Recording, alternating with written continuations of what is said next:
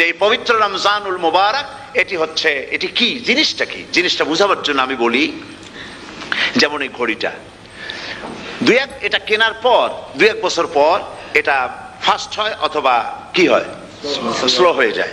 তখন এটাকে সারার জন্য আমরা হসপিটালে দেই। হসপিটাল মানে লন্ডন হসপিটাল না, ঘড়িরও হসপিটাল আছে।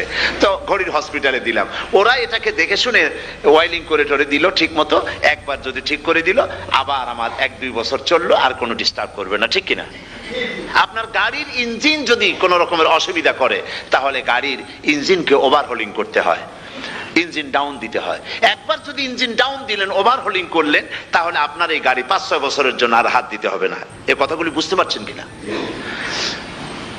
সারা জীবন সারা মাস অন্যায় করার পরে, গুনাহ করার পরে মানুষের অন্তঃকরণে কালিমা লেগে যায়। আল্লাহ রাব্বুল আলামিন রমজান মোবারকের একটা ব্যবস্থা করেছেন, ইঞ্জিন ওভারহোলিং এর মতো, ইঞ্জিন ডাউন দেওয়ার মতো। আপনার কালকে, আপনার আত্মাকে, আপনার বিবেককে, আমার বিবেককে পরিষ্কার করার জন্য রমজান মাস করে দিয়েছেন। রমজান মোবারকের একটি মাসের কোর্স যদি কমপ্লিট করা যায়, তাকওয়া দিয়া যদি ভরে দেওয়া যায়, তাহলে বাকি 11 মাস আরামসে চলবে, কোনো অসুবিধা হবে না।